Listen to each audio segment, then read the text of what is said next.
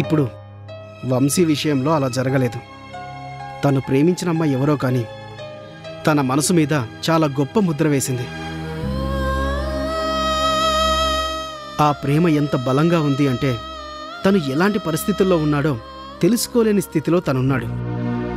చుట్టుపక్కల ఏం జరుగుతుందో కూడా తనకు తెలియదు. కానీ తన జేబులో ఉన్న అమ్మాయి ఫోటో తీస్తే మాత్రం తను రియాక్ట్ అవుతున్నాడు. అంటే తన మైండ్ ఏ విషయాన్ని పట్టించుకోకపోయినా ఆ అమ్మాయి విషయంలో మాత్రం తన మైండ్ తనని హెచ్చరిస్తోంది. ఆ మనసులో అమ్మాయి పట్ల తనకి అంత బలమైన ముద్ర పడిపోయిందిరా. వంశీ ఆ ప్రేమని మర్చిపోవడం అనేది ఎప్పటికీ జరగని పని. ఆ ప్రేమ గెలిస్తేనే తను మామూలు మనిషి అవుతాడు. ప్రేమించిన వాళ్ళకి ఆ ప్రేమ గొప్పతనం ఏంటో తెలుస్తుంది. ఆ ప్రేమించిన మనిషిని మర్చిపోవడం ఎంత కష్టమో అనుభవంతోనే తెలుస్తుంది. ఇప్పుడు వంశీ పడుతున్న బాధ అదేరా.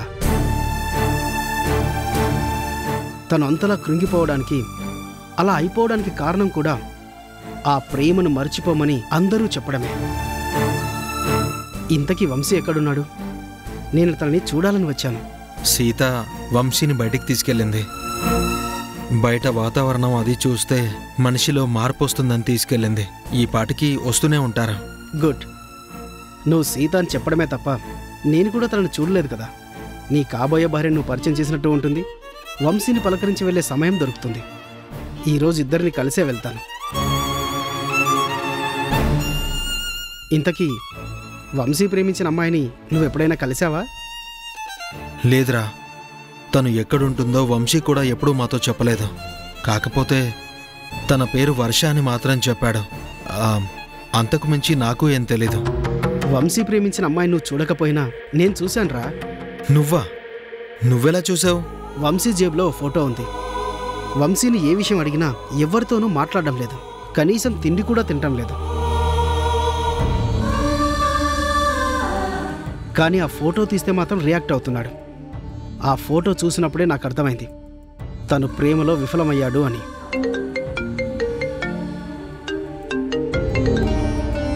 హలో, ఏంటి?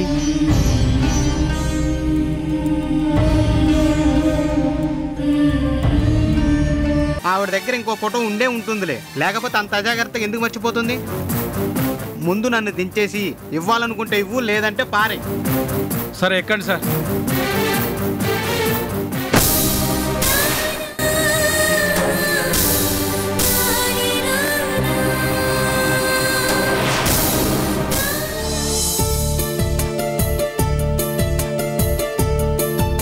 నమస్కారం సూర్యం గారు. నమస్కారం. కూర్చోండి.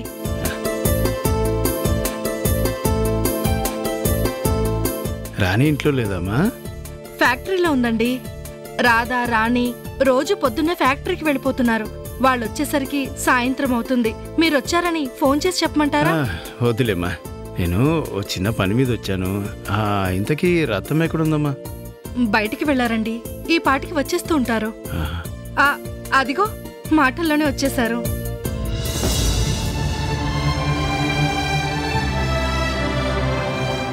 వదినా, సూర్యం గారు మీతో మాట్లాడడానికి వచ్చారు. నమస్కారం అండి. నమస్తే అమ్మా. రతమ్మా, నువ్వు ఆ రోజు పిల్లల ఫోటో చూపించావు కదా, ఆ ఫోటో ఒకసారి నాకు ఇస్తే నేను దాని కాపీ తీయించుకొని నా ఆశ్రమంలో పెట్టుకుందాం అనుకుంటున్నాను. అందుకే ఫోటో అడుగుతున్నానమ్మా. నన్ను క్షమించండి బాబు గారు. ఏ జ్ఞాపకం అయితే దూరం కాకూడదని రాణి ఇన్నాళ్ళు అపురూపంగా ఒక అందమైన ఫోటో కట్టించుకొని తన కళ్ళ ముందే పెట్టుకుందో, ఆ జ్ఞాపకం ఈరోజు దూరం అయిపోయింది బాబుగారు. నిన్న ఇల్లు సర్దుతున్నప్పుడు అనుకోకుండా ఆ ఫోటో కింద పడింది. దాని అద్దం పగిలిపోయింది. కొత్త ఫ్రేమ్ కట్టించి ఆ అద్దం కూడా వేయించి తీసుకొద్దామని వెళ్ళాను. కానీ ఆ ఆటోలోనే ఫోటో మర్చిపోయాను బాబు. నేను ఫోటో స్టూడియోలోకి వెళ్ళాక ఫోటో మర్చిపోయాను అన్న విషయం గుర్తొచ్చింది.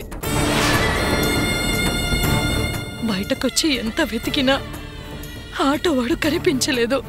ఉన్న ఒక్క ఆధారాన్ని నా చేతులతో నేనే దూరం చేశాను బాబు. ఎంత పని జరిగిందమ్మా. ఆ ఫోటో ఎంత విలువైందో నీకు తెలుసా?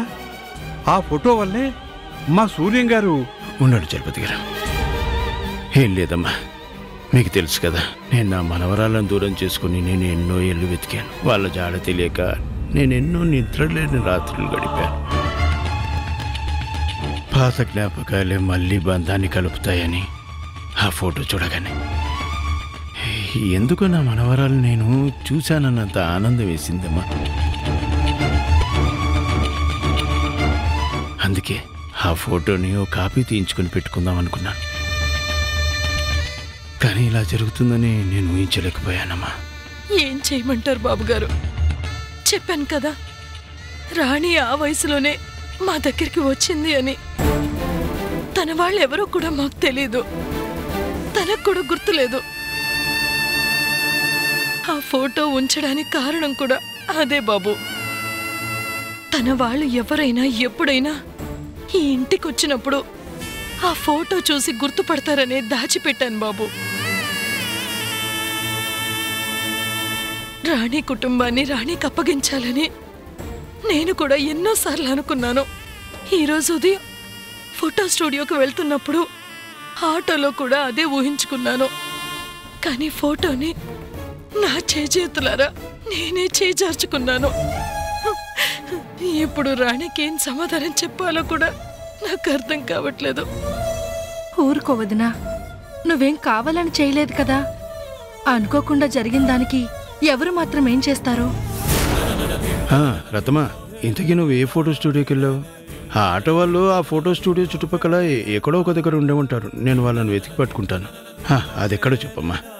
దివాకర్ ఫోటో స్టూడియో బాబు. కానీ ఆటో నేను దారిలో వెళ్తూ ఎక్కాను.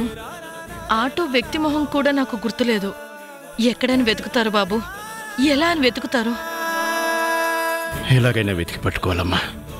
నేను వెతికి పట్టుకుంటాను. ఆ జ్ఞాపకాన్ని నేను దూరం కానివ్వనమ్మా. రండి చలపతి గారు.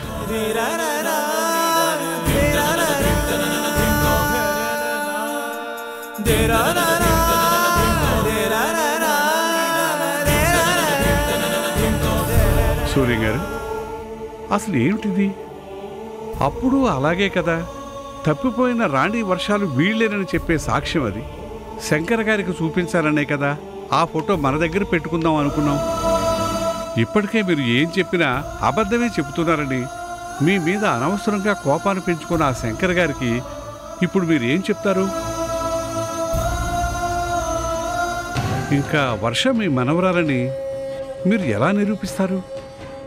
మీ తప్పు లేదని శంకర్ గారికి ఎలా తెలియజేస్తారు సార్? మనవరాళ్ల విషయంలో మీ మీద ఎంత పగ పెంచుకున్న మనిషికి ఇప్పుడు ఈ ఫోటో పోయిందంటే నమ్ముతారా? ఇది కూడా ఒక కొత్త నాటకం అనుకుంటారు కదా. మీ విషయంలోనే ఇలా ఎందుకు జరుగుతుందో నాకైతే అసలు అర్థం కావటం లేదు. ఆ భగవంతుడు ఏం చేసినా దాని వెనకాతలో ఒక కారణం ఉంటుంది చలపతి గారు. ఆ ఫోటోని ఇక్కడి నుంచి దూరం చేశాడు అంటే ఆ ఫోటోని ఎవరికి ఎప్పుడు చేర్చాలో ఆ భగవంతుడు నిర్ణయించుకొని ఉంటాడు. ఏమో ఆ ఫోటో మనకే దొరకాలని ఉందేమో. పదండి వెళ్ళి వెతుకుదాం. అలాగే.